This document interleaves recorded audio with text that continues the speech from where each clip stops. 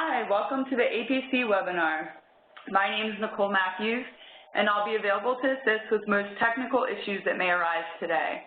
If you experience a technical problem, please send a message through the Q&A box located at the bottom right side of your monitor. Or you can email me at nmathews@same.org. Lastly, you can also call WebEx directly at 1-866-779-3239. As I turn over our webinar to our moderator, Rad Delaney, you'll see a brief poll appear. Please take a moment to answer the questions. Thank you for your participation, and now I'll hand it over to Rad.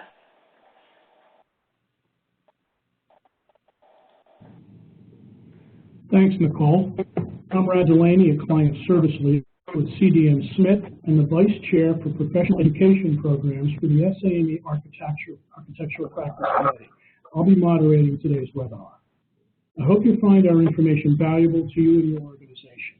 Besides today's program, the Architectural Practice Committee also offers 1-hour AIA CEU presentations associated with our quarterly calls. These calls are open to all and are free of charge. Our next quarterly call is scheduled for next Wednesday, October 26th. The presenter will be Rachel Minery from the American Institute of Architects Resiliency Program. You can go to the APC website for more information. On behalf of SAME and the Architectural Practice Committee, welcome to our webinar entitled Designing Federal Facilities to Enhance Organizational Creativity and Collaboration.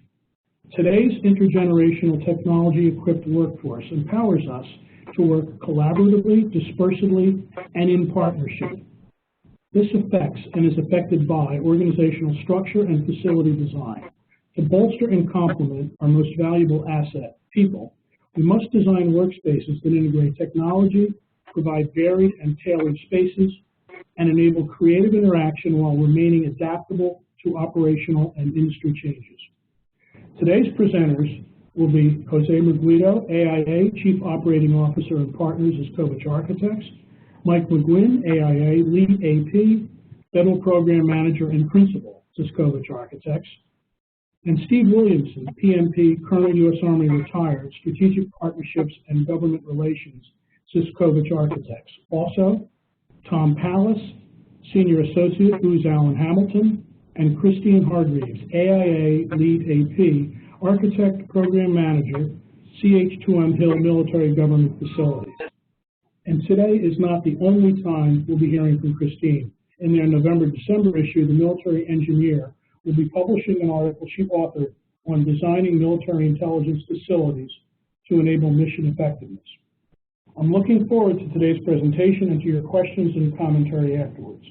I encourage each of you to send in your questions as they arise during the presentation. Please type your questions in the Q&A chat box and submit to all panelists. We will answer as many questions as time allows. Regardless, all questions will be answered in written form and available for download along with the presentation on the SAME website after conclusion of the webinar. Watch for a follow-up email containing a link to the recording of today's proceedings. After our program, you'll be automatically routed to a survey page. Please participate in the short survey so that we can address your concerns for future webinars. I'll have closing remarks for you at the end of our program, but at this time, I'll pass the call over to Jose Merguido. Jose, thanks for presenting to us today. My pleasure, Rad. Again, I'm Jose Merguido, and I'm a partner, of course, at the Kovach Architects, and this is the back of my business card. We make people places, and it's actually the back of everyone's business cards, which is kind of our North Star organizational statement that pretty much guides our urban design, architecture, and interiors practice. And I thought it'd be important to start with this because that's where creativity and collaboration takes place, is in physical spaces. And speaking of which, those are the spaces that are attracting the types of people that we want to have in our organizations. As an example of that, we wanted to share with the group the Wallace Creek Fitness Center. this is something that was just completed a few years back at Camp Lejeune, and it was targeted precisely to bring into the military a very specific type of a new worker, if you will, or soldier or participant, which is really the asset that all industry is looking for. And it was about creating a signature place, people place, a place where the community could come together and share its fitness goals.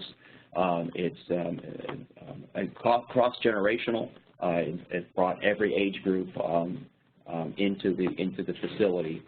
So this was something that was done specifically as a magnet to attract a very specific type of new employee, if you will, because this is what the military is competing with now, is trying to bring in the same type of professional that industry is looking for. So the facility itself was a place, a people place, to create the magnetic attraction to bring those people in. Next slide, please. And the reason that's important is because Steve is going to share with you what's going on in the federal workforce.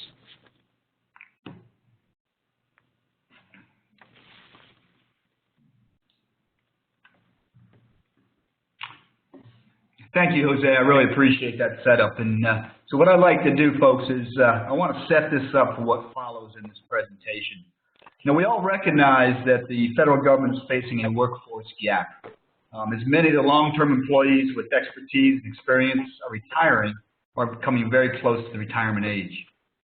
This is creating a skills gap, an age gap, a generation gap, and particularly a culture gap. You know, the new workforce coming aboard is very different from the one that's leaving. And it's not just a matter of technological savviness. There are many ways to begin to adapt to our new workforce, but the bottom line is that we must attract them and we must retain them. So ahead, we will discuss specific ways that your organization can design facilities and spaces to attract and support the work habits of our up-and-coming workforce. There are currently 2.1 million federal government employees, 1.8 million of which are full-time. That's a lot of people working in the federal government, requiring the right facilities to do their job better and more integrated. But the key takeaway from this slide, and what we need to look at, are the peaks and troughs we face due to budget fluctuations. And it is estimated that due to sequestration over the next few years, we could expect to see the numbers go down even further than what you see there on the 2013 numbers. And each time we have a downturn like this, we lose some very talented people. And many times, it's our younger, less tenured workforce. So the result is a continuing aging workforce with a large age gap between our older and younger generations. A gap that we need to deal with now, but if we don't, it will definitely show its impact over time. The average years of service in federal government is about 14 years. You can see the agencies who have the longest tenure to the right. But you know, if you strip out the active duty military, the Department of Defense actually comes in at around 16.7 years for federal employees, civilians. There's no doubt that our current employees choose to work with the DoD for a long time. This is very different behavior from the up-and-coming millennial workforce. So we got to ask the question, how do we address the new work styles and environment demanded by these up-and-coming employees that we can expect to see in the federal government very soon? Currently, the greatest concentration of federal workers is between 45 years old and 59 years old. That makes up about 48% of the workforce.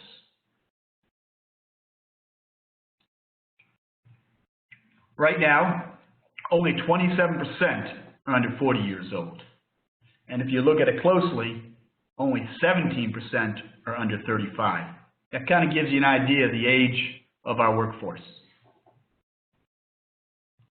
Very soon, though, as we start to approach 2020 and we start to see some of our older workforce retire, because you can see there on the bar charts as they start to reach retirement age, it could be estimated that about 46% of our managers will be below 40 years old.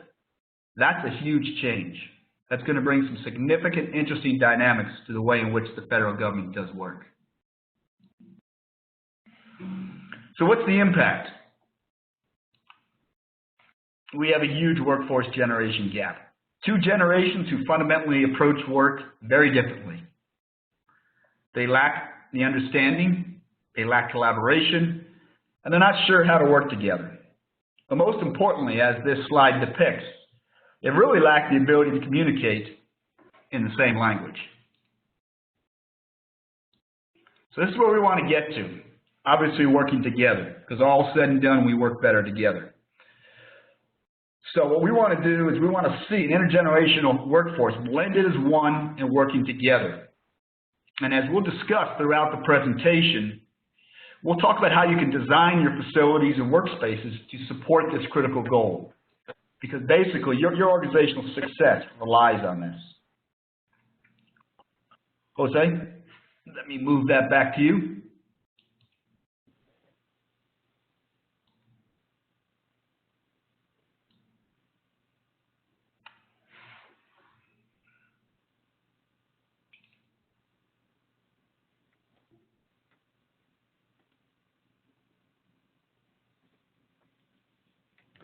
Thanks, Steve. In addition to the workforce that's changing, there's also the work itself. We call that fluid conditions. And a lot of the habits that the workforce has been shaped by the environments that they have been working in over the years. And of course, some of us may remember these types of spaces when technology was introduced, and of course, where spaces are today. But the nature of the work itself has changed in the sense that it's much more cognitively complex. We need to work with each other. It's much more team-based, which has a physical impact on space, as well as skills such as social skills that need to be harnessed and shaped within the space itself. And the other issue that seems to be pressing is that there's more to be done in less time. Time pressure is guiding a lot of the activity within those spaces. And of course, the mobile detached workforce. People are coming in and now people are working from home. So that has all changed the dynamics of the work environment.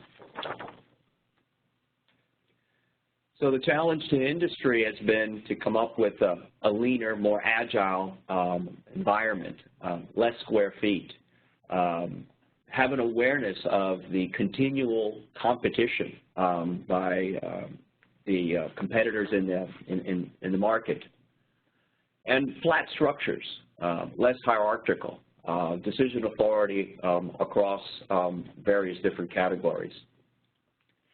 And another issue that has plagued some of the industry has been less likely to provide lifelong work opportunities. A lot of turnover in the workforce, and the continual reorganization of industry to take advantage of the competitive environment that they're in. So, to Steve's point, there's a fusion that's occurring in the labor force as we work between the older generation, for lack of a better word, and the new generations that are coming in. And a lot of the wiring, the sensibilities that comes with these generations, there's been a lot of research on that, and we're going to share some of that with you, give you a little bit of insight as to who it is that we're talking about.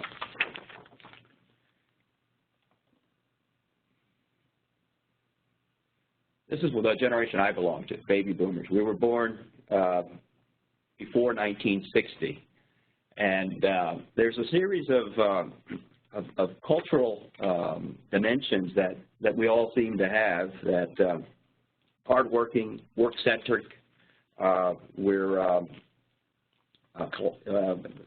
collaborative. But there's one thing that Steve had pointed out before, which is that over the next year, 3.6 million of these baby boomers are set to retire. So there's a new workforce coming in that has different sensibilities. And right behind them is the Generation X. These are the people that saw the fall of the Berlin Wall, the end of the Vietnam War. They're also the digital immigrants. This generation is the generation that witnessed the creation of computing and are adapting to the impact on how they work. So it's a pre-technological innovation. They're open, they're diverse, they embrace different religions and races and genders. It's a very open-minded generation. The kids of the baby boomers, those that are born between 1980 and 2000, the digital natives, are right behind the heels of the Generation Xers. And these have a different approach, they're different sensibilities. They're much more prone to fun and autonomy. They're confident, savvy. They're influenced by truth, driven by truth. Strong relationships with friends. There's a number of unifying characteristics of them. Next slide. Generation Z. Generation Z are the technoholics, the ones that are continually on social media. These are the ones that were born after 2000, the ones that tend to come to your visit home and put fingerprints on your TV thinking that it's an interactive screen. This generation is the one that is coming into the workforce in broad numbers. Next slide. So when we look at how they compare, one of the interesting things is that there's different drivers. The baby boomers are more team players. The Generation Xers are much more entrepreneurial. You can see Generation Y is participatory and Z is collaboratory. And so there's a lot of different motivations that are driving this workforce. So one of the questions is, how can we create synergies? How can we create collective direction with this diverse group of drivers? Next slide.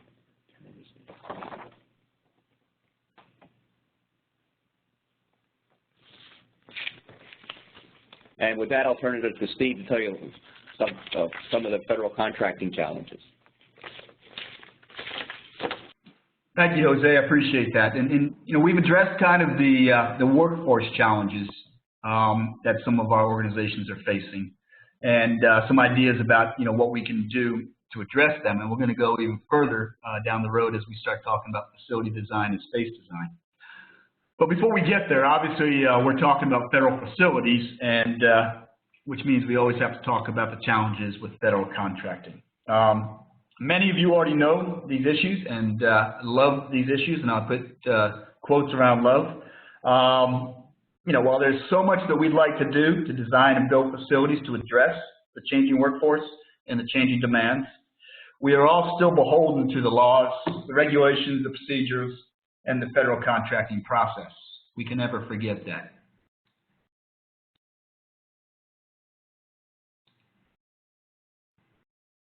So here are all those laws, regulations, and procedures. Need I say anything more about this? And there's a lot more. This slide could keep going on forever. We all know the number, the details of the laws, the policies, etc. are very, very astronomical. There's a lot to know. But truth of the matter, the better we know them, the more we learn them, the better we understand the details, we can actually use the regulations to our benefit and our advantage.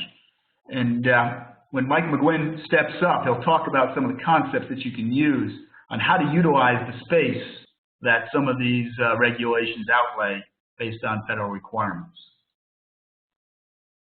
We also have the challenge of altering our existing facility. fact, I'm sitting here in Atlanta right now, and I'm looking out my window, and this, in fact, might be the building I'm looking at. But either way, this is a very common design of a federal building from the 1970s. Very square, very industrial. Some of the pictures that Jose showed you earlier today. The federal workforce, though, is becoming much more blue collar. And so we have to adapt these buildings, or excuse me, much more white collar. So we have to adapt these buildings. We have to change the way in which we do business. And if you see in the bottom left, since 1998, we've seen an increase of the white collar workers in 9.8%. Well, you can see across the board, the technical, the blue collar, the clerical, and the other white collar have gone down significantly.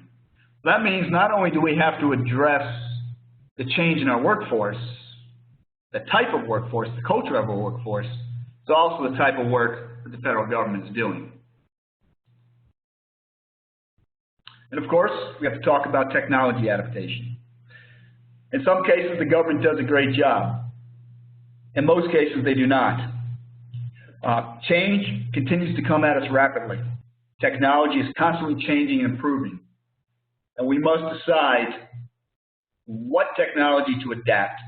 And when we do adapt or adopt that, how do we ensure that our workforce is able to adapt that technology and integrate it into what we're doing? And this, as you'll see further as we go into the presentation, ties into how we work and also, most importantly, how we design our spaces. And then, of course, there's the extensive military construction development process. This is everyone's favorite. Best case scenario, if you look at it, and this is if everything lines up, is that you can go from concept to construction, perhaps completion in 7 years. But with such rapid change in technology in our workforce, how do we anticipate the future and be adaptable in our designs in a very slow and deliberate process?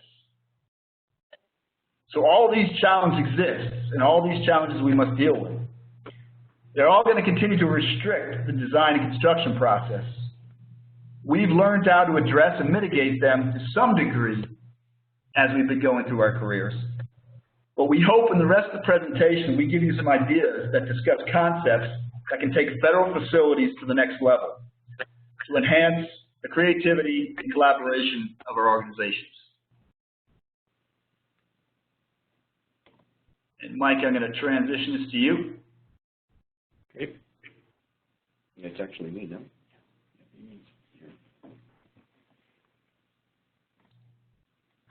Or actually, Jose. Thanks, Steve. Yeah, Jose again. In addition to that challenge, white-collar work has an elephant in the room, which is the disengaged workforce issue. There's been a number of studies, national as well as international studies. Some on the line may be familiar with the Gallup poll, State of American Workforce, the 2013 study, where it was a staggering number. The disengaged workforce is resulting in between $450 and $550 billion worth of lost productivity.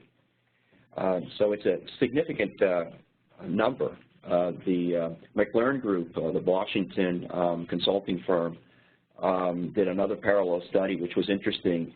For every $10,000 of salary expended on white-collar workforce, approximately $3,400 is lost through lack of productivity and disengagement. So it's a big issue that really has a bottom-line impact on how the work is being produced, because ultimately work is a social endeavor. But it's not something that's just happening here in the States.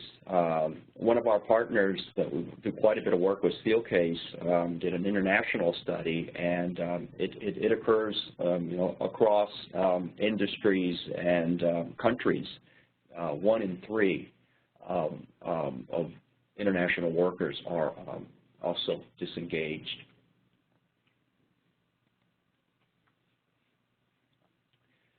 And 41% of the workforce, according to Steelcase study, is engaged, which means that when you look at physical space, you almost need 3 people to do the work of 2. So one of the challenges is, you know, how can we figure out how to provide environments that create the engagement? And there's actually some lessons learned. When we looked at Fast Company, next slide please, there are a handful of national models of places that are places for collaboration, creativity, but people, more importantly, love their jobs. They're engaged and they're producing significant amounts of innovation. And you'll be familiar with some of these companies. They all experience 3 times the profitability of companies that are less engaged. So Airbnb, Bain Company, which is a consulting company out of Boston, Facebook, LinkedIn, and of course the mother of all innovation companies, Google. And these are, you know, right off of their employee sites. Next slide, please. So, you know, what are they doing? And it's not that you're going to live in a toy like this image indicates, but one of the interesting things about it is that there is a real direct bottom line impact as to the profitability that these firms are realizing because of the retention of key staff, the attraction of top talent, and the productivity when they all synergize and are all rowing in the same direction. And this is the LinkedIn offices. Next slide. Facebook, again, another top 10 places to work. And of course, Pixar.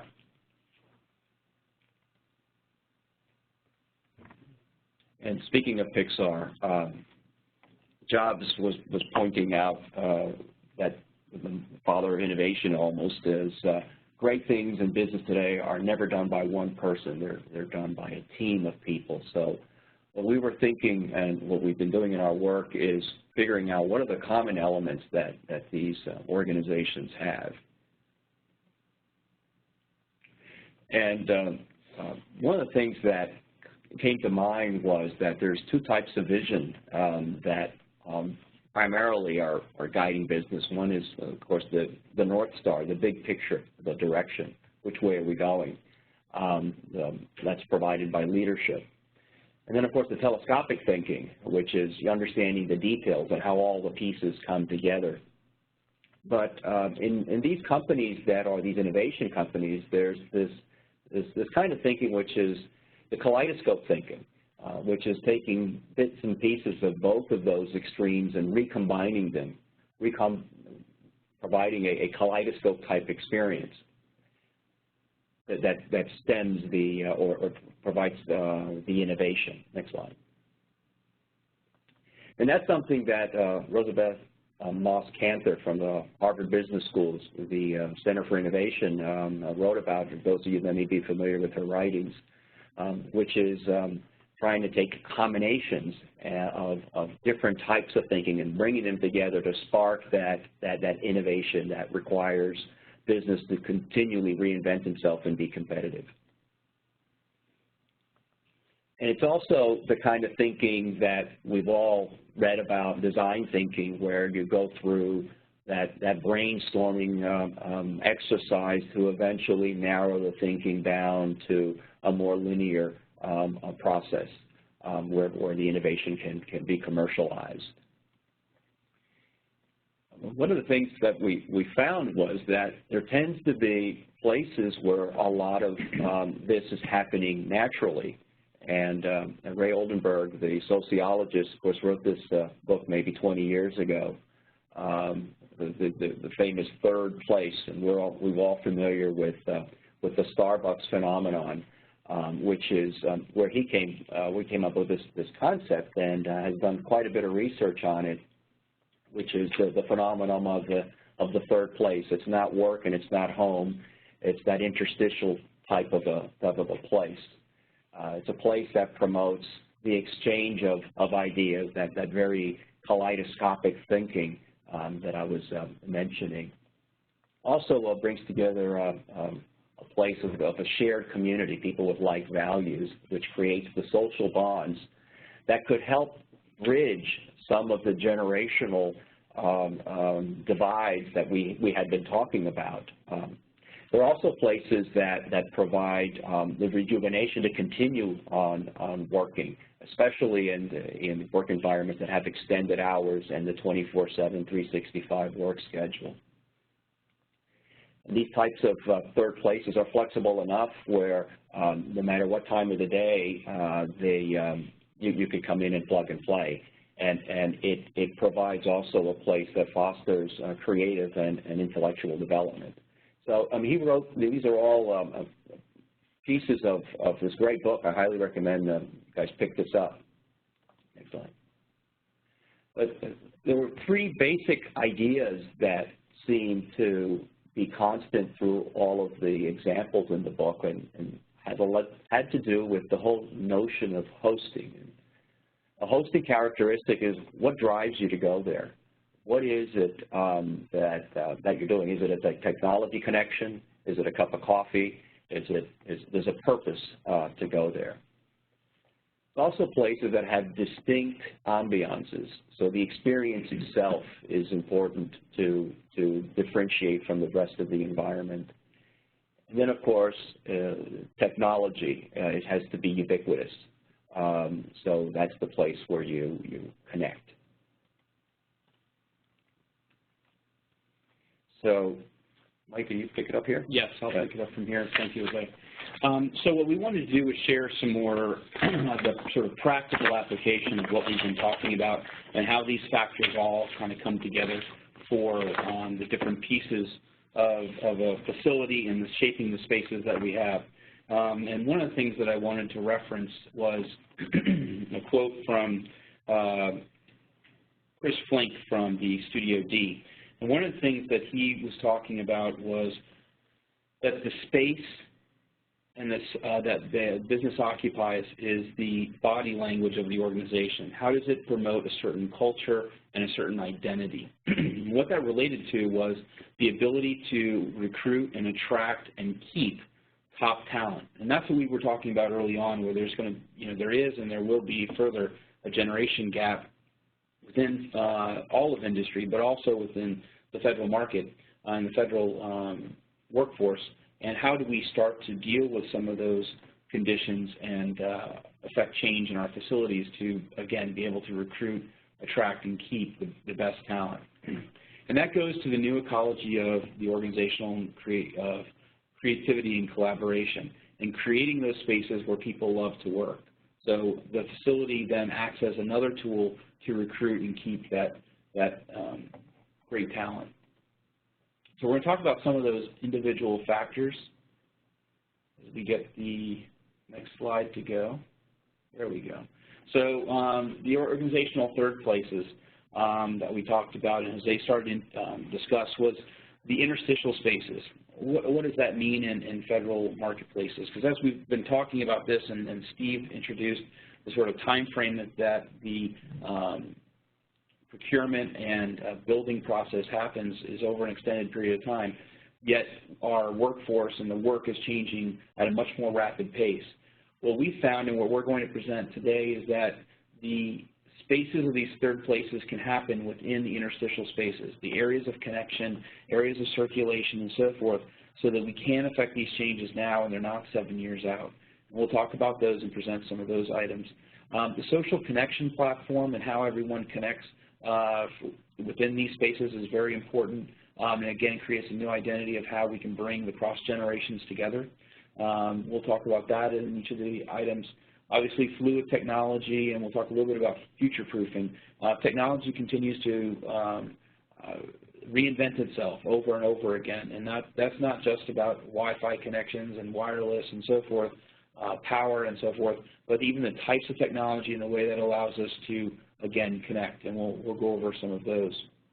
Intergenerational convergence, how do we create spaces that the older generation can be teaching the newer generation all that it has to share and sort of create a platform that encourages that, and we don't have sort of the bifurcation or separation of that type of asset of information. We're going to talk about collaborative and individual work areas, minimizing the need for private space and office spaces. That doesn't mean that they're going to be eliminated, but some of those areas are less desirable even by the new workforce, and we'll talk about some of those types of areas. And then distributed team integration. What does that mean? Well, with the mobile workforce and with being able to get to those that have the highest, not just credentials, but experience within each individual task, we need different ways that we can reach out to those team members. And they may be on different continents, different countries, different cities, different offices, and how do we bring everyone together? Go to the next slide. So again, to go back with that in mind with the third places, the hosting characteristics, the design attributes, and technology all really come together to sort of create a culture. And the culture of the space then allows us to not only define and sort of give that unspoken convey of what is important to that organization and how we bring people together and how we allow them to collaborate. We'll show those areas here as well. So some of those hosting characteristics in detail are sort of separated into specific attributes of spaces. And hosting typically means, printing support or access to technology. Typically it also includes some sort of technology support. So if you have those that aren't necessarily as technology savvy, they have an easy way to be able to link in and not feel as though they're outside of the conversation or parts of the overall meetings. Office supplies, fundamental issues of, if those tools that are needed to support the activities that are happening are available, people will stay and people will work and people will collaborate. If those aren't there, it makes it difficult. And that goes to the next item with access to food and beverage and sort of the common things that people will need to keep them engaged. This goes back to, the idea of the coffee shop, and people can grab a coffee, they can grab a snack, and it encourages them to sit down for a moment and to continue the conversation. And that allows that within those office spaces as well. And then the on-site concierge, again, is typically having someone or a collection of people that can help facilitate those types of activities and keep everyone working. That improves the efficiency of the group and the overall efficiency of the space as well. The design attributes, again, goes to the look and feel, but also makes people feel comfortable to spend that time there. Architectural elements, variety of lighting and giving different effects that way, as well as artwork, artifacts, and branding. And then the overall creating a welcoming ambiance, someplace that people feel comfortable sharing and as well as facilitating the overall meeting spaces.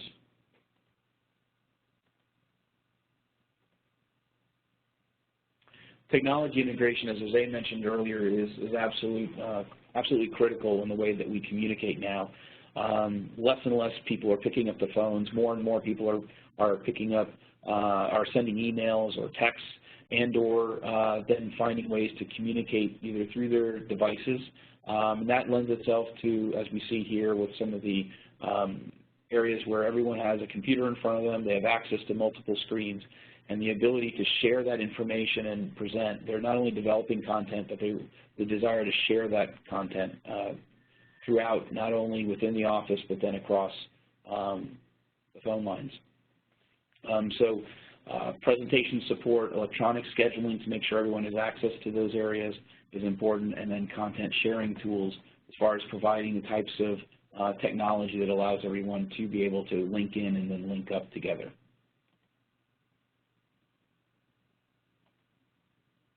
So some of the types of spaces that we're going to present now are sort of described here, and they're purposely rebranded, if you will, because the intent is to convey the type of space and the attributes based off of the name so that it's a little more clear. They're not all conference type spaces. They become anchors, they become communal tables, Flair spaces, individual areas, and so we're going to go through those now the next couple of slides.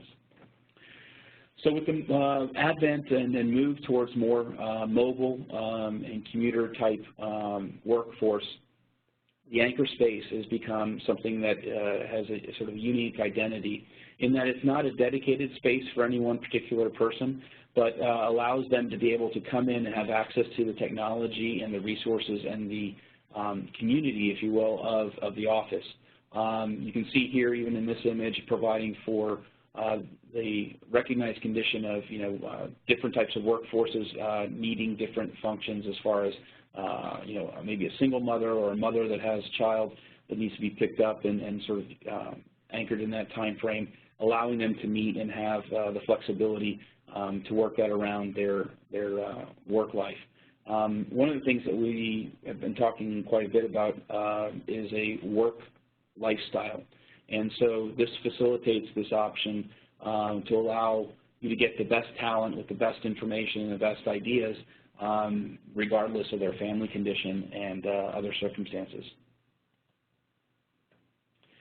Case spaces are described as, and these can be done in a couple different ways, and we'll show you another example, where this allows for, with the advent of more open office and collaborative type functions, people still need at times to be able to disengage and then concentrate on select tasks. And so this is a furniture solution that allows for this to be sort of in a more compact distribution within spaces. But it's a less costly option because it's a furniture option utilizing existing space that allows for multiple staff to work on individual areas without necessarily dedicating full office spaces or full cubicles. These are small spaces for dedicated tasks, and the spaces are fit to the task that's needed.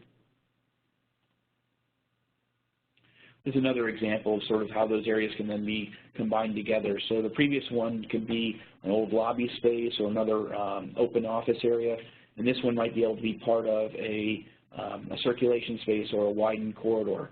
Again, allowing people different flexible areas to be able to break out and have sort of concentrated effort and have that time to complete the task that's needed. Campfire spaces are another type of area where the furniture, the layout, and the space is dedicated exactly as the notion suggests, as sort of a campfire. It's an area where several people can gather. There's less and less need for large boardrooms and so forth, and those spaces can be rededicated to small collaborative areas adjacent to or with workspace areas. But the furniture is purposely lower. It's not designed to be as formal, so that when you break down the walls and the challenges sometimes with communication, where people are sitting close together, they're huddled around a small area, and it also fosters a sense of trust and communication to allow for open, creative thinking.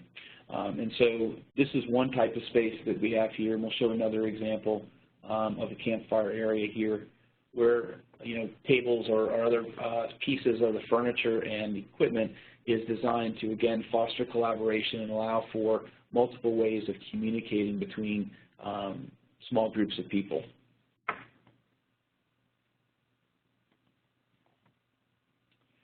Huddle rooms are those areas that allow for, again, 4, 5, 6 people to gather. And they typically take the same amount of space as office or a cubicle space, so it allows for flexibility. Again, we're recognizing the constraints that some of the existing facilities have, and if you can repurpose one office to then facilitate small meeting spaces and allow people to gather, this would allow huddle areas typically have a little bit more privacy to allow for maybe some more sensitive communications to happen, as well as make it flexible and easy for those areas to happen immediately adjacent to or within the overall office workspace.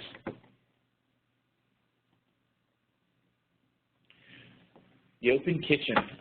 So that goes back to some of the ideas we were talking about before as far as what enables people to come together. Well, food is a common historical and cultural methodology for people to come together, and so a lot of different types of conversations and breakdown of barriers between different generations and different types of staff can happen around the old water cooler, and this enables people to come together, recognize obviously everyone as individuals, but allow them to have conversations they may not always have in sort of a more corporate world. And we've seen that with, as we've talked about earlier, with a flatter hierarchical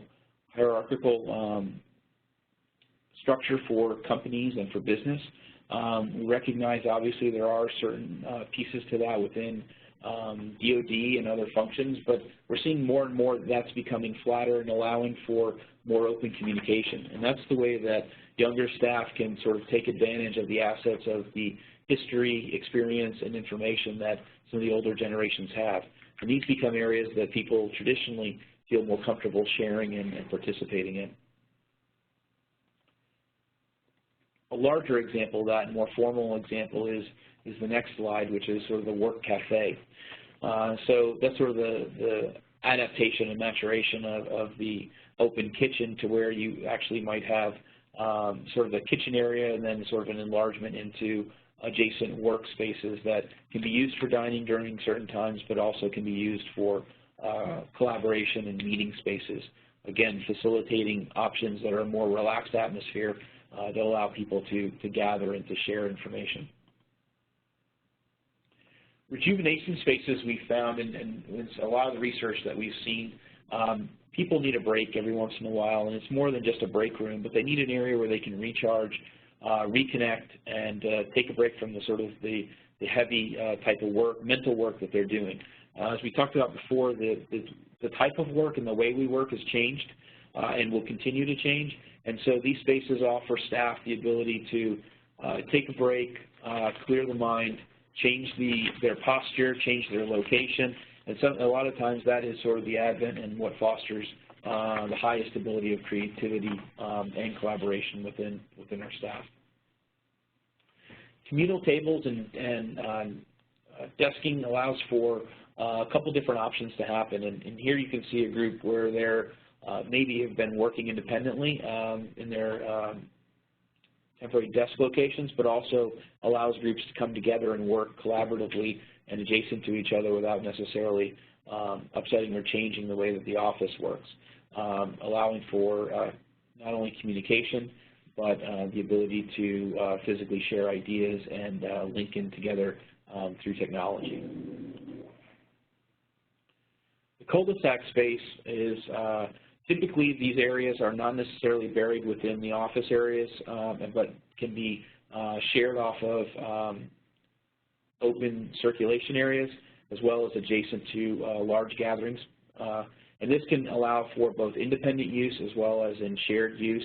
Again, small areas that people can gather within or work within and give you flexibility of the types of areas that people feel comfortable working. You can see sort of change of posture, the ability for people to work the way that they feel the most comfortable, allowing for the highest creativity. Flair spaces we found are another dynamic of areas where these are just pull-off areas, and this one's a little larger than you typically see, but pull-off areas off of main circulation spaces where people can take a moment as they pass each other in the corridor, talk about the topic that they may need to be meeting about or discussing, allowing for that personal interaction in lieu of just sending an email. What we've seen in some of the research is that people, if they have to walk more than 65 feet, they typically will tend to send an email, not even pick up the phone. But if we can create spaces where people interact with each other and allows for a more open dialogue, usually we can solve those items within a 15-minute conversation versus a 4-day exchange of emails.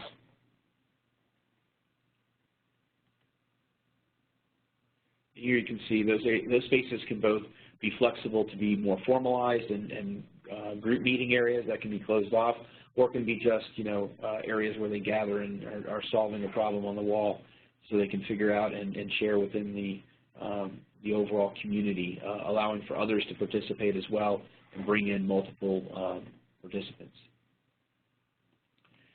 Team centers being, and especially the distribution, allowing for those team areas, and increasingly we're seeing teams be not only a group of people in one office, but also working collaboratively with offices around the world or other organizations and owners all over the world, and having a space that people can come together, have access to technology, and be able to work collaboratively close to their work area is increasingly more important, so that they can foster that idea of communication and not feel that they are sort of separated and or working independently. Individual connected spaces, as we said before, they still have a role, but maybe their role is changing slightly in the way that they're used to adapt and be more collaborative. Here you can see the desk is turned towards the wall, recognizing that for individual tasks and work time, that can still be fostered, but the office is opened up to very openly indicate that the idea of collaboration and meeting is more important than the individual workspace. As things are becoming more technology-based and less paper-oriented, this only encourages the idea and is fostered to the idea of having less individual workspace and more collaborative areas.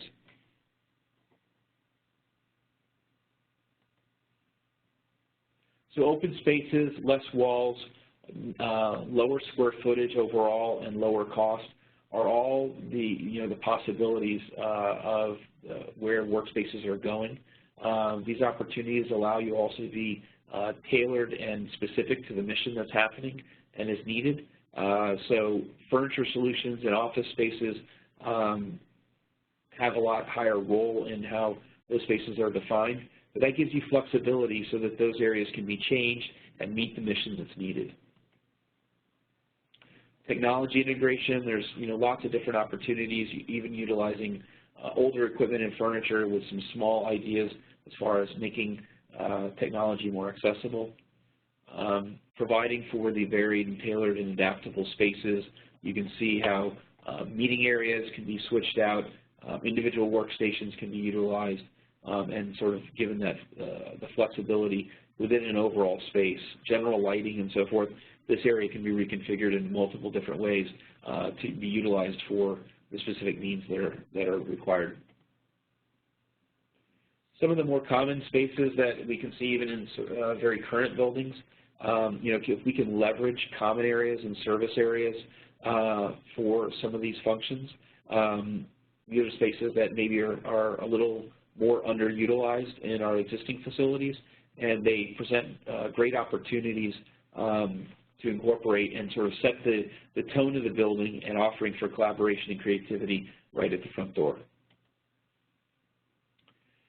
So we provided, and I'm sure you'll see all of this if you download the presentation, but the different types of space and then the attributes as far as which areas foster higher communication versus independent work, dispersion of work, the continual reorganization and restructuring, which ones are highest and most flexible for that piece, those areas that are offering highest efficiency as far as the use of space, but also reducing costs towards construction.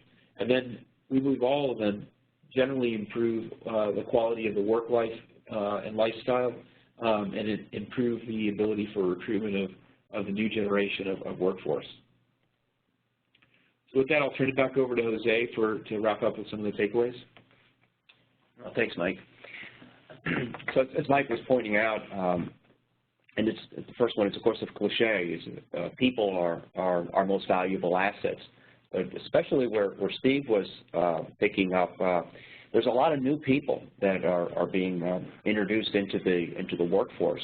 So the idea is not just simply the challenges that presents, but the opportunities to provide this cross-generational workforce and the transfer of knowledge and the transfer of skill sets between the workforce.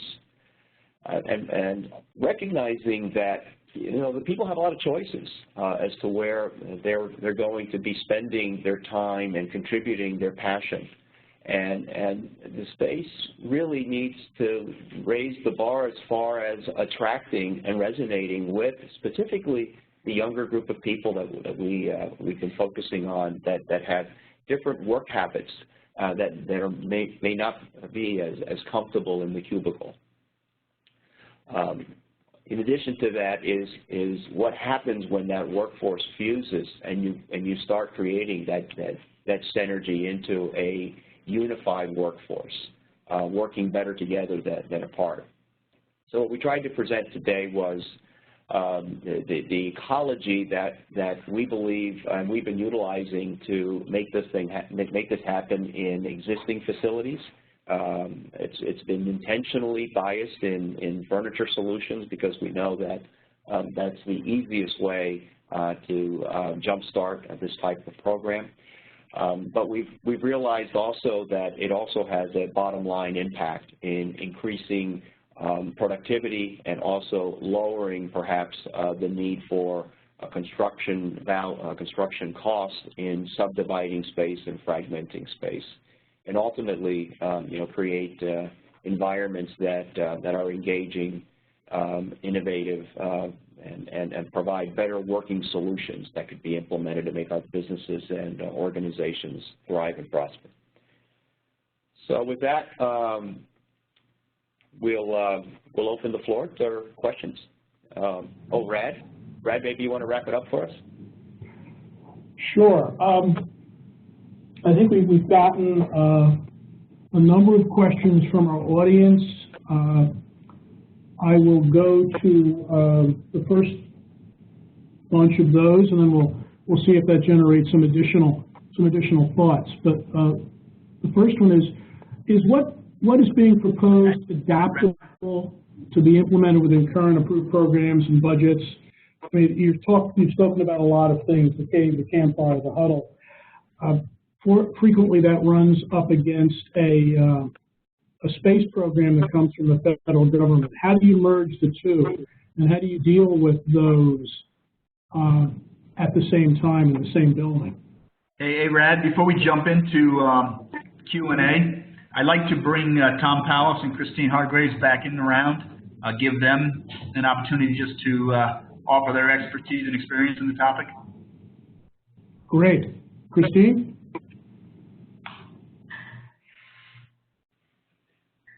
Thank you, Steve and Rad. As I said, I'm Chris Hargreaves. I appreciate everybody participating today. I'm an architect with CH2M Hill, as Rad mentioned earlier, and I've programmed and designed military and other federal facilities throughout my career, including over 20 years for CH2M Hill. I've developed voluntary security and anti-terrorism force protection standards as well, so I tend to work more on facilities that have some pretty extreme security demands, which are interesting to balance with some of the types of beautiful spaces that Jose and Mike and others were showing you today. My own experience for the past 14 years has focused on operations facilities for intel missions of our military. And when I first started working on this facility type, the technology and security really drove the building standards, the building design concepts and solutions. But the military has been refocusing in the last few years more on the analysts who are the personnel who are fundamentally driving the mission. The military is recognizing that they too, as was mentioned throughout this presentation, they're competing for the sharpest personnel within the tech industry, and also finding that the unique stressors of intel mission tasks can adversely impact their health and wellness, and that in turn result in reduced productivity and a variety of health issues. So there's a lot of awareness, a growing awareness that I've observed of the benefits of providing the flexible and diverse workspaces that were discussed today. Spaces that support more collaboration, as well as balance that with spaces for the more focused tasks. And when we do design of both the secure and functional operations environments, we need to augment those with the support spaces that facilitate the rejuvenation as well as transition between the tasks, including transition between duty and off-duty. And that's where I see that those third places become really important in the types of facilities that I work on. Just a couple more comments I wanted to make, that reflecting on the multi-generational perspectives that they discussed in the slides. I've been really excited to see that many of the requests from the clients I work with are coming from senior leadership, people that have the vision to recognize the benefits of providing these kinds of workspaces for their units, their personnel. They're asking for things like caves and commons and dog bones and benching solutions and rejuvenation spaces by those names. So it's really exciting to see that the military workplace is evolving just as they've discussed today. Thank you.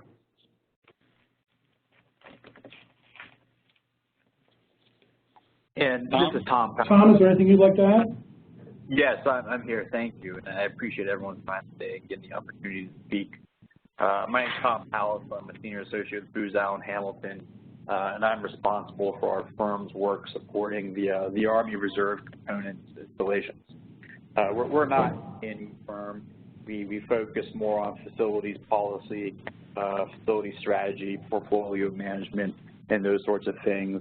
And, you know, what we've noticed, especially on the Department of Defense side, is the past several years have been very difficult in terms of obtaining MILCON funding, of obtaining sustainment, restoration, modernization funding, and the Army in particular has taken the conscious decision to accept a fair amount of risk in their facilities portfolio. So that's the environment that our clients are dealing with, and what we're doing is helping them through how do we manage in that sort of austere environment. And part of the answer is we've been helping towards viewing the facilities portfolio as an asset to be used as opposed to a liability to be maintained.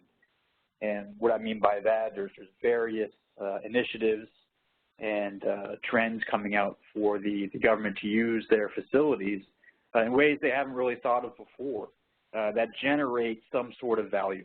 And that ranges from partnerships with local communities, for example, in the Army Reserve, to use those facilities when the Army is not, down to the sorts of discussion we had today around using the facility as a way to increase productivity and essentially a force multiplier. So these sorts of considerations have increasingly become not nice to haves, but crucial as our clients are working through their facility policy and facility strategy. So thanks for your time today, and I really enjoyed being here. Thanks, Tom, and Chris and Tom are available to answer our questions as well. Back to the question that came in earlier. How do you implement these with current programs and budgets, and how do you accommodate the additional spaces that we need to make these facilities work better? This is Mike McGuinn from Ziskovich, and I'll answer a portion of this, and I'd also like to get Christine's impression on some of these as well, based on her introduction. What we've seen is that generally the program areas allow for appropriate circulation and grossing factor within the overall programs, and if used efficiently, there are many opportunities for new facilities, even though 1391s have been defined, to be adapted. And as Christine presented earlier, we're seeing this come from leadership, that they recognize that these spaces, even though they may be circulation or they may be break areas or they may be conference spaces, can be adapted in the ways that some of the images that we showed, so that they're utilized in their most highest efficient use to enable collaboration and enable creativity. And so we aren't ignoring the fact that there will be a lot of safety and security type conditions with sensitive information and so forth that needs to be protected, and the physical environment will continue to recognize that condition. However, there are those other spaces as we look at the programs that people are working within. As Christine mentioned, the analysts and sort of the highest and brightest tech analysts that we need to recruit in the type of new mission that the military has, and how do we make sure that they are recognizing they have the right types of work lifestyle and space to be on the cutting edge of all of these other markets and conditions that they need to be addressing. So Christine, maybe you can participate in that conversation as well. Sure, thank you. I agree with that. That being said, I do spend a lot of time promoting programming studies to our clients. I gave a webinar a few weeks ago through SAME. If you have a chance to listen to the recorded version of that, we talk about the benefits of really looking at things upstream and understanding what exactly is needed to do the mission that's housed in a facility, whether it's a new project, a new MilCon, or a renovation.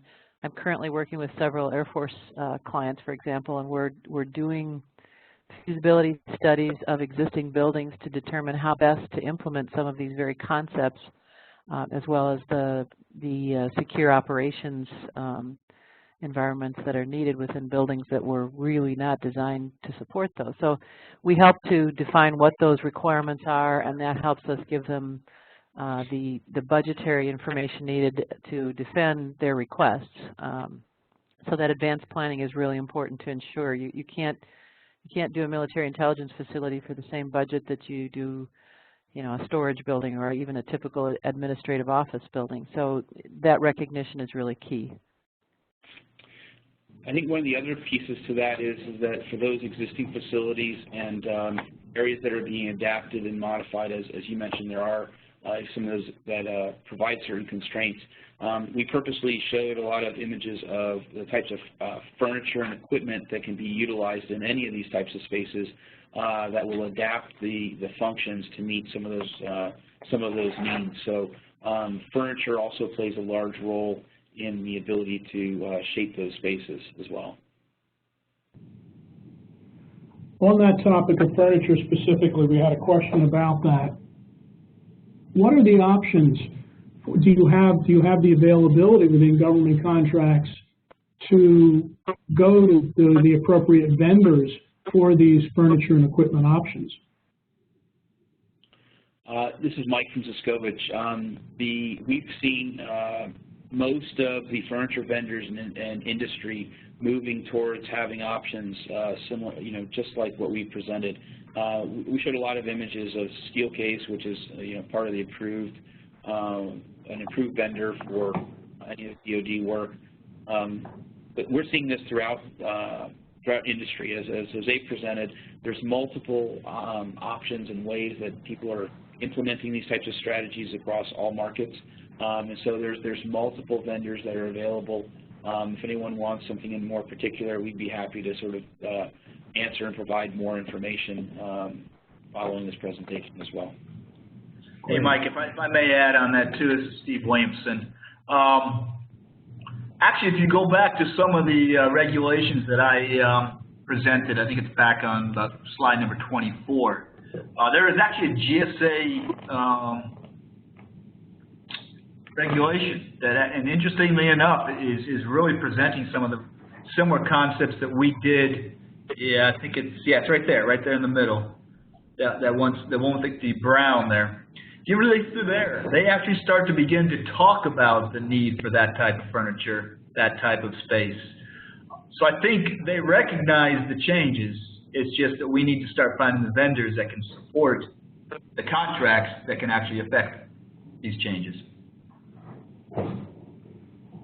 Well, and those vendors are out there and available. I think the challenge is that typically a lot of the DoD market is not sort of engaged them in providing those types of furniture. But as Christine mentioned, we're seeing a lot more of the owners and leadership recognizing these conditions and starting to change the way that they're buying their office furniture and the furniture for these various third places.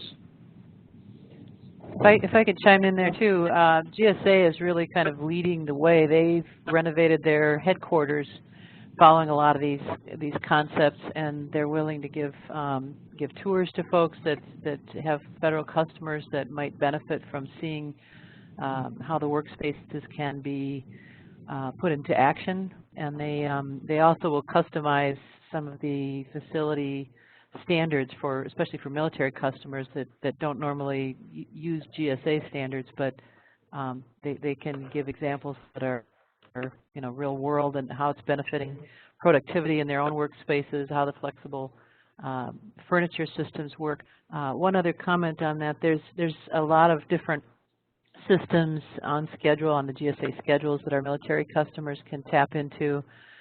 I don't see anything that you've presented today that wouldn't be available from multiple furniture vendors. We also augment that through the Furniture, Fixture, and Equipment program, funding the FF&E, with demountable partition systems that can either be provided as part of the furniture program or as part of the building, depending on how they're funded and how they're integrated into the design effort. And that also provides some additional flexibility options, including different types of partitions, different acoustical benefits, switchable glass partitions, and things like that. So there's a lot of different options available to federal customers.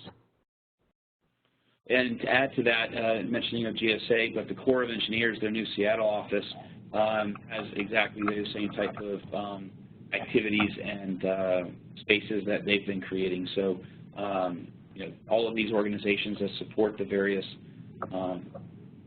parts of DoD are doing it within their own office spaces to show just how important it is within their own mission.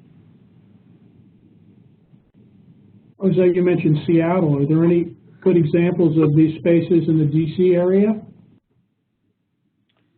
You know, we'll have to research that to get more detail to it. I'm sure there are, but we'll have to find some of those, and we'll share that with the group. If I could answer part of that as well, certainly GSA headquarters offers some good examples, and I can give people a contact if they need one. There's also spaces like WeWork that exist in many large cities. I know the one in downtown DC provides some great examples of the things that they were talking about today. If you're not familiar with WeWork, it's space that can be leased by various businesses depending on their needs. It has large shared spaces like the work cafe type areas. They have what they call a living room in the one in downtown DC, not too far from DuPont Circle. So that's a great example of many of these concepts. That's a great reference. How do these options function with the multiple generations that we started our discussion with? How do the different generations deal with the variety of spaces? I wonder how part of the older generation might deal with some of the new and work in some of the new space setups. Well, this is Mike from Ziskovich. What we found is that not only is it cross-generational, but everyone has a different way, you know, start from our education side of our practice as well. Everyone learns and works differently. And so aside from just some of the generational characteristics, we found that different people need different ways of working and different ways of learning, and then therefore collaborating and creating. And so what we found is that the very types of spaces offer for some of the independent or individual characteristics of staff, but the communal spaces are where generally people can come together. Those more traditional areas that people come together and sort of some of the we mentioned the baby boomers and that older generation. We found that they really sort of tend to foster and collaborate better in those areas such as the open kitchen and cafe areas and small huddle spaces where people can have a moment to connect.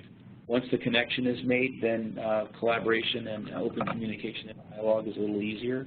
But that sort of recognizes that still as people work and differently throughout not only time but also in their independent needs, the varied types of spaces are important. And so, as we said earlier, the independent spaces aren't going away completely. This isn't just a total open office area, as some of the images might suggest. The varied types of spaces need to be provided that foster in the different ways that people work.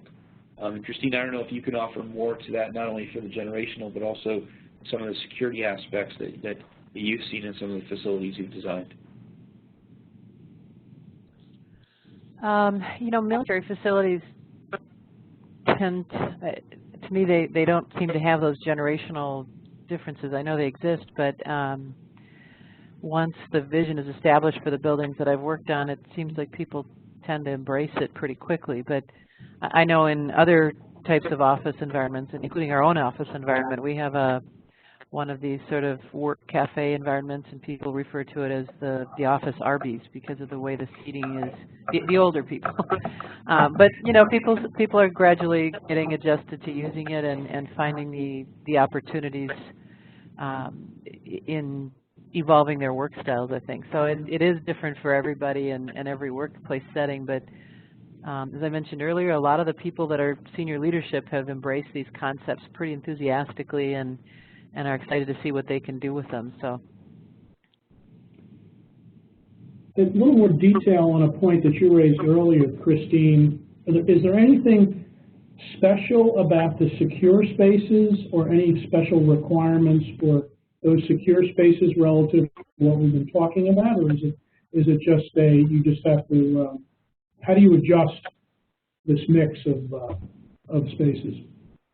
You know, one of the biggest challenges we see is that the secure facilities for Intel missions generally don't allow personal technology devices to be taken inside the buildings. And that's a real shift for the younger generation in particular, and any of us that are accustomed to checking our text messages and emails and so forth using a smartphone or a tablet or other such devices. So some of the strategies that we've used to allow a different way of tapping into the same kind of information is to put things like walk-up computer workstations where people can check emails casually without having to go to a private office or something like that. We have network cafes for different levels of networks that are pretty close to the actual break areas, so they work kind of like the cafes that were discussed. But we're not allowed to put Wi-Fi in these buildings, and there's certain technology constraints that really are imposed by the security requirements. We also, the pictures that you showed today, lovely pictures, lots of bright sunlit spaces, lots of views. And many of the secure buildings have to either they don't have windows in the operations environments themselves, or they, because of security constraints, or they have to have blinds on the windows that are virtually closed most of the time, and that's an operational issue. But you don't get the opportunities for that in every workspace. So the work cafes, for example, can provide an opportunity for that visual respite and that exposure to daylighting and views that's in contrast to other workspaces. So we find ways to try and integrate these concepts the best we can and still have to address the security constraints because they dictate, they govern. More and more companies are allowing employees to telecommute, and this obviously requires at the very least some kind of technological accommodation. How is that being dealt with, especially given what you just described, as well as the government pushback against connectivity because of some of their cybersecurity issues? How do you deal with telecommuting in these environments? Are you asking? I'm asking whoever feels comfortable answering. Well, I'll take a shot at starting it at least. The GSA headquarters that I mentioned, that was one of their objectives. They wanted to reduce their footprint and provide opportunities for people to telework. So I believe they reduced their facility footprint by about 1/3 for their own headquarters functions. And they don't have the same security constraints that the Intel facilities I work on have. For the most part, they allow people to walk around with laptops, and they allow people to work at home and have access to all of the online resources that they need. But when you're talking an Intel mission, that definitely has different constraints, and most of those folks aren't. I'm not aware of any teleworkers, although there are certainly people that travel frequently and have secure laptops that they can take in and out of the secure facilities. So that's just my experience. I'm sure the others have plenty to add. Well, and this is Mike from Ziskovich. What we've seen as well is for those existing facilities where the property is owned or are currently being utilized or can't be leased out and parsed, we've seen that they also have the flexibility then to grow staffing and flex with their needs without necessarily having to acquire additional space. So areas can be contracted a little bit, as Christine mentioned, upwards of a third of the space, lending for higher utilization of areas and not necessarily affecting the bottom line as far as having to acquire additional space to facilitate the change in mission or need.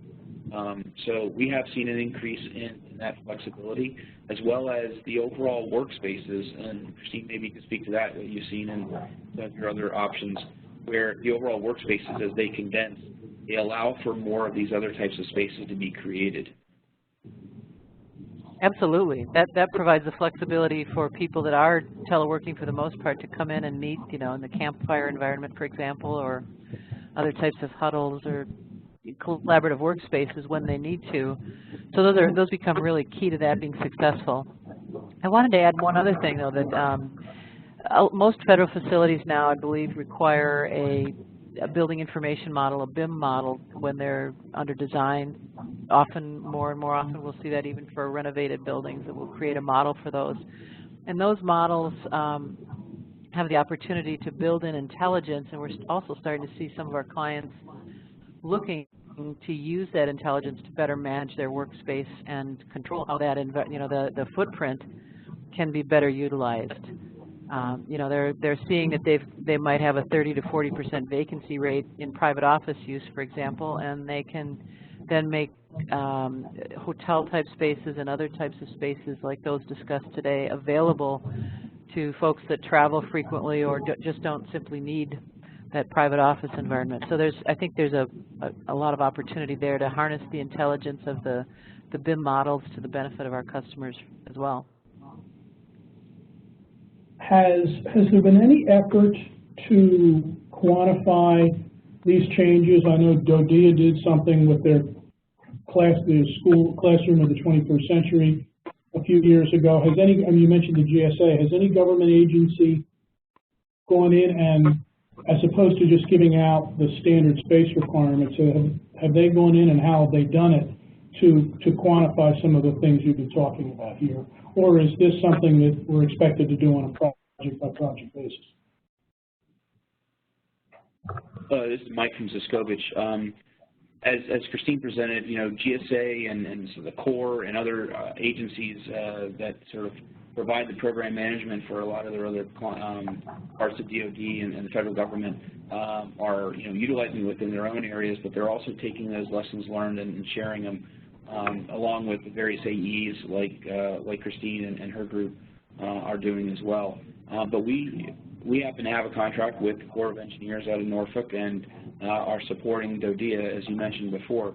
And they're doing similar things within the educational spaces and sort of redefining the way that military personnel and their families participate within the community and the educational environment, as well as the way the students learn. And that's part of what we were discussing a little earlier, is that creating individualized opportunities and ways that people learn and collaborate is directly affecting the way that DODEA is planning their facilities in providing for multiple types of varied types of spaces to independently and effectively address the way that everyone learns in a different way.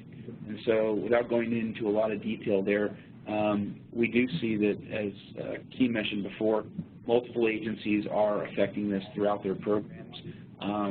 The ability to do it quickly is always a challenge, but the commitment to it, and if we're getting senior leadership requesting it, that's the key. Finding the champion that's going to enable it to happen and support it allows us as architects and as the facility designers to have the ability to make these types of spaces real. Thanks, Mike. I think we're getting down to the bottom of the hour, and there'll be a few comments to wrap up. But before we do, I'd like to go back to our panelists and see if they have any final comments they'd like to make, anything to wrap things up in general.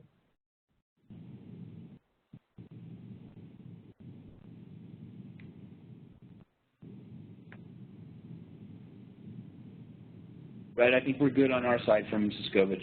Okay, Christine or Tom? I'm good. I appreciate everybody's time. All right. Well, thank you very much. I want to thank our presenters for their hard work in developing this presentation. On behalf of SAME, I want to express our appreciation to you and everyone who participated today. We hope our webinar has been valuable. I'd also suggest that you visit the SAME website, specifically the committees and council page, which will allow you to drill down to the architectural practice committee pages, and you can see what's coming. You will, as I mentioned earlier, you'll be getting an email with information, more detail on question answers, as well as how to get a copy of the presentation. So this concludes our webinar. You're now welcome to disconnect. Please enjoy the rest of the day. Thank you.